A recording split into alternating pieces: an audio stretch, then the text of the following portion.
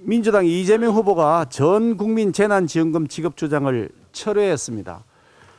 집권 여당이 정부에게 불법 행위를 저지르라고 강요하고 그러지 않으면 국정조사를 하겠다는 합법을 가장한 협박을 하더니 마침내 꼬리를 내린 것입니다.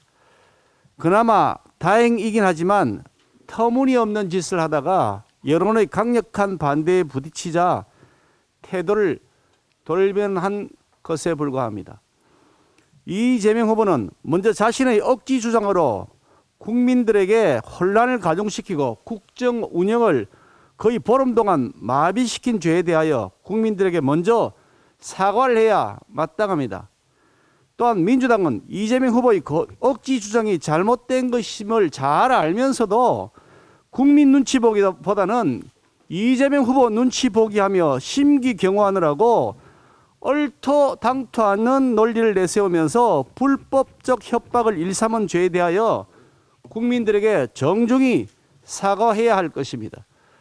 이재명 후보는 그동안 아니면 말고식으로 무책임한 아무 말 대잔치를 저질러 왔습니다. 음식점 허가 총량제도 그렇고 전 국민 가상자산 지급 논란 때도 그랬습니다. 경기도지사를 그만두기 직전 취적 쌓기형 일산대교 무료화를 무리하게 추진했다가 큰 혼란을 초래하기도 했습니다. 만약 대통령이 이런 식으로 아니면 말고 식으로 국정 운영을 한다고 생각해 보면 얼마나 끔찍한 일이 되겠습니까? 그러지 않아도 무능하고 무식한 문재인 정권의 무대뽀식 산무국정으로 인해 나라가 거들난 지경인데 또다시 더 심각한 무대뽀식 정권이 탄생해서는 결코 안 됩니다. 수단과 방법을 가리지 않고 무조건 밀어붙이는 것은 무능이라고 하는 것의 다른 이름일 뿐입니다. 이재명 후보가 만들려는 대한민국은 갈등과 분열로 바람잘 날이 없을 것이라는 사실을 충분히 짐작하고도 남습니다. 정부의 행정명령으로 인해 위기에 빠진 소상공인 자영업자에 대한 두텁고 신속한 지원은 우리 국민의힘이 한결같이 주장해오던 바입니다. 현재 손실보상금 지급이 이루어지고 있지만 코로나로 입은 피해에 비하여 턱없이 부족한 실정입니다. 심하게는 10만 원을 받는 경우도 많이 있다고 합니다. 이것은 25만 원씩 지급된 전 국민 재난지원금의 절반에도 못 미치는 수준입니다. 우리 국민의힘은 소상공인 자영업자 손실보상 지급 실태를 국회 상임위 차원에서 긴급 점검해 신속히 보완책을 만들자고 민주당에 여러 차례 제안했지만 민주당은 그동안 대선 매표용 전 국민 재난지원금에만 매몰되어서 소상공인 자영업자의 고통을 외면해 왔습니다. 이제라도 민주당이 소상공인 자영업자에 대한 실질적 보상을 위한 논의에 나서주기를 재차 촉구합니다. 특검법 관련해서 말씀드리겠습니다.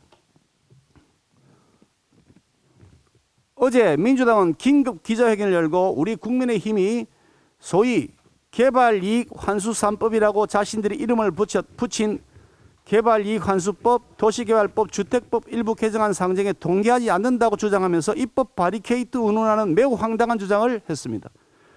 그런데 민주당은 그 해당 법안을 불과 하루 전인 17일 그저께 국회에 제출했고 소관 상임인 국토위원회는 어제 18일에 회부된 법안이었습니다. 의안의 상정 시기에 관한 국회법 59조에 따르면 일부 개정 법률안의 경우 위원회에 회부된 날로부터 15일이 지나지 아니하였을 때는 그 의안을 상정할 수 없도록 규정하고 있습니다. 엄연히 국회법에 정해진 절차가 있음에도 불구하고 민주당은 국토위원회에 회부된 그 당일에 상정하자고 생떼를 쓴 것입니다. 민주당이 법안 발의를 하면 국회법 무시하고 무조건 원스톱으로 통과시켜야 된다는 것입니까? 이거야말로 입법 독재 아니겠습니까? 민주당의 이런 어이없는 행태를 보면 민주당이 워낙 다급한 나머지 의도적으로 야당에게 반대 프레임을 씌우기 위해서 유치하게 가짜뉴스를 생산한 것이라고 보지 않을 수가 없습니다.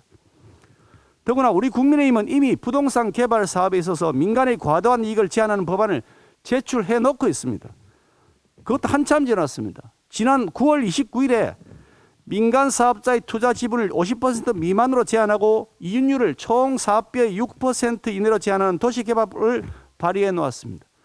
10월 8일에는 도시개발사업 조성 택지 중에서 공공출자법인이 사업 시행자로 조성한 택지의 경우에 분양가 상한제를 적용받도록 하는 주택법도 발의해 놓고 있습니다. 그 무엇보다도 대장동 개발 사업을 포함해서 성남시 지방행정농단으로 인한 도시개발 사업의 부당한 이익을 환수하도록 하는 일명 이재명 방지법을 지난 11월 5일에 이미 발의해 놓고 있습니다. 그것도 당론 법안으로 발의해 놓았습니다. 우리 당의 법안이 과도한 개발 이익을 민주당 법안보다 훨씬 강력하게 환수하는 내용을 담고 있습니다. 그런데도 민주당의 반대로 상정조차 되지 못하고 있습니다. 민주당의 진짜 목적이 제2, 제3의 대장동 방지에 만약 있다면 우리 당 법안의 상정을 반대할 이유가 있을 수가 없지 않겠습니까? 민주당이 단지 대장동 이재명 게이트의 물타기를 위해서 법을 급조하다 보니 야당의 강력한 대장동 방지법에는 동의하지 못하고 있으면서 엉뚱하게 남에게 책임을 뒤집어 씌우는 가짜뉴스를 퍼뜨리고 있는 것이라고 볼 수밖에 없습니다. 단군 이래 최대 개발 비리인 대장동 부당이익은 그 환수에 대해서 모로세를 일관하면서 개발 이익을 향후로는 환수하겠다고 주장한다. 어느 국민이 그 진정성을 믿어주겠습니까? 우리 당은 개발 이익 환수법 처리에 결코 반대하지 않습니다. 적극 찬성합니다. 오히려 더 확실한 개발 이익 환수를 위해서 이재명 방지 3법, 도시개발법, 주택법, 부정이익 환수법 이 3법을 함께 상임위에서 조속히 논의해야 한다는 입장임을 다시 한번 분명히 밝혀두는 바입니다.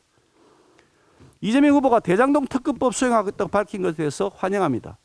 만시지탄의 일입니다. 역시 국민을 이기는 권력은 없습니다.